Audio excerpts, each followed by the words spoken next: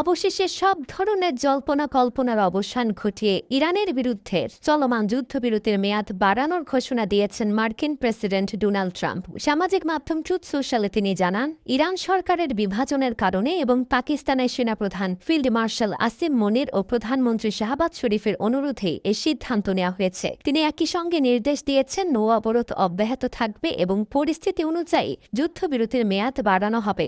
সামাজিক মাধ্যমে দেয়া আরেক পোস্টে মার্কিন প্রেসিডেন্ট আবারও দাবি করেন, ইরানের পারমাণবিক স্থাপনার পাশাপাশি দেশটির নৌ আকাশ প্রতিরক্ষা ব্যবস্থা সম্পূর্ণ ধ্বংস হয়ে গেছে। এছাড়া তিনি আরও জানান, মার্কিন অবরোধের কারণে দেশটি প্রতিদিন প্রায় $50 কোটি ক্ষতির মুখে পড়ছে। ট্রাম্পের যুদ্ধবিরতির মেয়াদ বাড়ানোর সিদ্ধান্তকে স্বাগত জানিয়েছেন পাকিস্তানের প্রধানমন্ত্রী শাহবাজ শরীফ।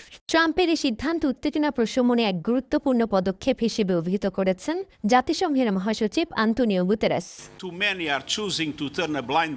যুক্তরাষ্ট্রের দাবি, অবরোধের কারণে 28টি ইরানের জাহাজকে ফিরিয়ে দেওয়া হয়েছে বা বন্দরে ফিরে যেতে বাধ্য করা হয়েছে। তেহরান পাল্টা দাবি করেছে তাদের কিছু জাহাজ হরমুজ প্রণালী অতিক্রম করতে সক্ষম হয়েছে। এর মধ্যে ইরানের পররাষ্ট্রমন্ত্রী আব্বাস আরাকচি অভিযোগ করেছেন, যুক্তরাষ্ট্রের এই নৌ অবরোধ সরাসরি যুদ্ধ ঘোষণার শামিল এবং যুদ্ধবিরতির লঙ্ঘন। তিনি জোর দিয়ে বলেন, ইরান চাপের মধ্যে কোনোভাবেই আলোচনায় বসবে না এবং তারা নিজেদের স্বার্থ রক্ষায় প্রস্তুত। ইরানের পার্লামেন্টের স্পিকারের উপদেষ্টা মাহাদি মোহাম্মদী ট্রাম্পের এই যুদ্ধবিরতি বৃদ্ধির ঘোষণাকে অর্থহীন দাবি করেছেন। তিনি জানান, ট্রাম্পের যুদ্ধবিরতির মেয়াদ বাড়ানো নিশ্চিতভাবে একটি আকস্মিক হামলার জন্য কালক্ষেপণের অপকৌশল। এই পরিস্থিতির মধ্যে ইরান ও যুক্তরাষ্ট্রের আলোচনার ভবিষ্যৎও অনিশ্চিত। তাসনিম নিউজ জানিয়েছে, পাকিস্তানে হতে যাওয়া আলোচনায় অংশ নিতে অস্বীকৃতি জানিয়েছে ইরান। সাম্প্রতিক দিনগুলোতে যুক্তরাষ্ট্র তাদের অযৌক্তিক দাবি থেকে সরে না আসায় এই সিদ্ধান্ত নেওয়া হয়েছে বলে জানানো হয়। একই সঙ্গে স্থগিত করা হয়েছে জেডি ভ্যান্সের পাকিস্তান সফরও।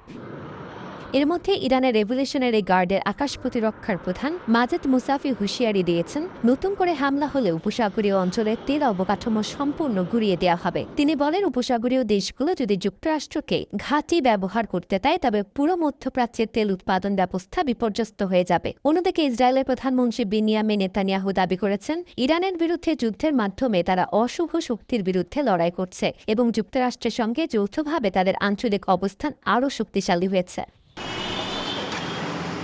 মধ্যপ্রাচ্যে যুদ্ধ শুরুর পর থেকেই জ্বালানির ভোগান্তিতে মানুষ। এর মধ্যে লিটার প্রতি জ্বালানি তেলের দাম বাড়ানো হয় 15 থেকে 20 টাকা পর্যন্ত। শুধু তাই নয়, দাম বৃদ্ধির 24 ঘন্টার মধ্যেই আসে তেলের সরবরাহ বাড়ানোর ঘোষণাও। তবে বদলায়নি পরিস্থিতি। এখনও ফিলিং স্টেশনে দীর্ঘ সারিতে অপেক্ষায় দিনের বড় একটি সময় কাটাতে হচ্ছে গ্রাহকদের। অবস্থা যা দেখছি পূর্বে এখনো তাই আছে। এখন তো দেখা যাচ্ছে আমাদের দুই দিকে লস, এদিকে টাকাও বেশি আবার সময়ও লস। আজকেও যখন 5 ঘন্টা হইতেছে, তার মানে ভোগান্তি এখনো কমে নাই। সকাল থেকে কোনো তেল দেয় না, একটার দিকে দেওয়া শুরু করছে।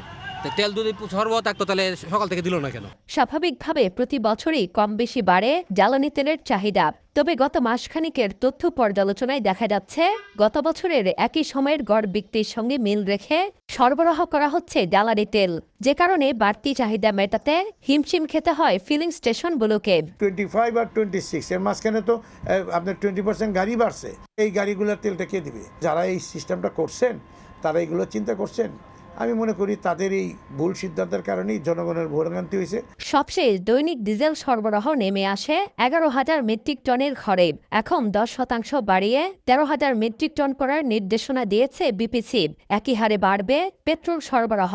এতে দৈনিক বিক্রি ছাড়াবে 1,500 মেট্রিক টন। আর অকটেন 20% বাড়িয়ে দৈনিক সরবরাহ হবে 1,422 মেট্রিক টন। এতে ধীরে ধীরে ফিলিং স্টেশনে মানুষের ভোগান্তি কমার আশায় সরকার। যেটা আমরা বাড়িয়েছি এটা আমরা অব্যাহত রাখবো। আশা করছি যে আমরা আগামী কয়েকদিনের মধ্যে এটা ইনশাল্লাহ ঠিক হয়ে যাবে। অপারেশনাল ক্যাপাসিটি কিভাবে বৃদ্ধি করা যায় ফিলিং স্টেশনগুলোর, সে ব্যাপারেও আমরা নজর দিচ্ছি। যদিও পেট্রোল পাম্প মালিক সমিতি বলছে, গ্রাহক স্বস্তি ফেরাতে ডিপো থেকে তেল সরবরাহ আরও বাড়াতে হবে। 10-20% বাড়াইছে, এটা একটা আমি মনে করি শুভ সূচনা। এখন এই 10-20% দিয়ে যদি কভার হয়ে যায়, well, hope for the best. আর যদি না হয় তাহলে আবার বাড়াইতে হবে ওনাদেরকে। এটা সলিউশন একটাই, সেটা হলো আপনার সরবরাহটা স্বাভাবিক করতে হবে। জ্বালানি বিভাগের আশ্বাস, সরবরাহ নিয়ে শঙ্কা নেই, মজুদ আছে পর্যাপ্ত।